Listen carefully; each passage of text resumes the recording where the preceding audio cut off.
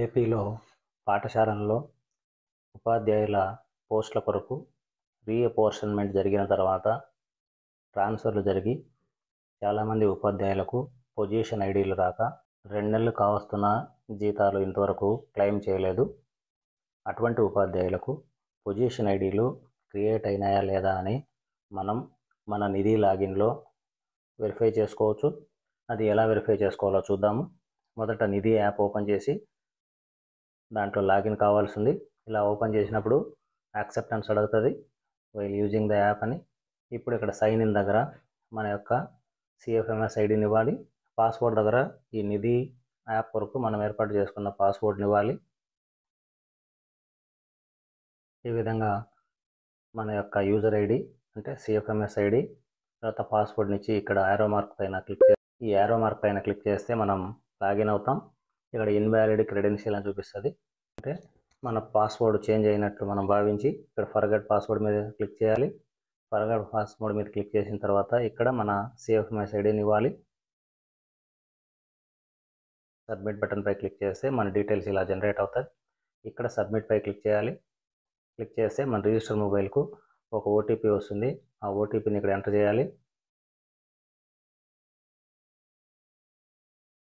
Enter చేసి మనం submit OTP పై click చేయాలి. ఇలా క్లిక్ చేస్తే password is send to your registered mobile number, please login with the new password అని. So పైన మనకు పాస్వర్డ్ మెసేజ్ రూపంలో వచ్చింది. ఆ పాస్వర్డ్ని ఇక్కడ తీసుకొచ్చి మనం పేస్ట్ చేయాలి.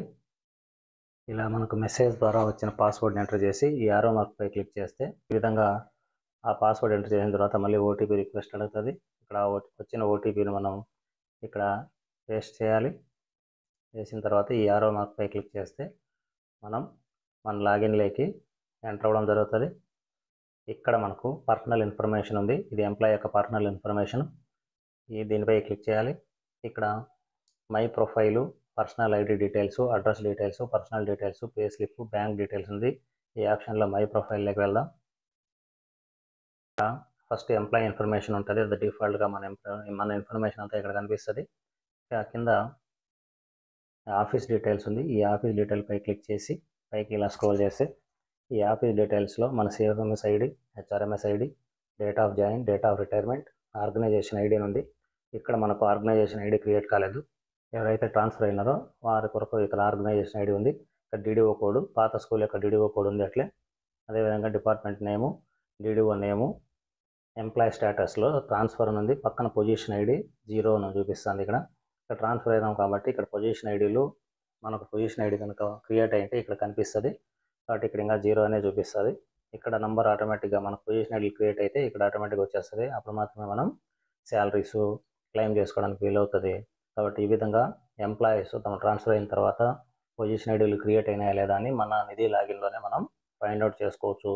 ఈ విధంగా మీరు పొజిషన్ ఐడీలు వెరిఫై చేసుకోగలరు. Thank you.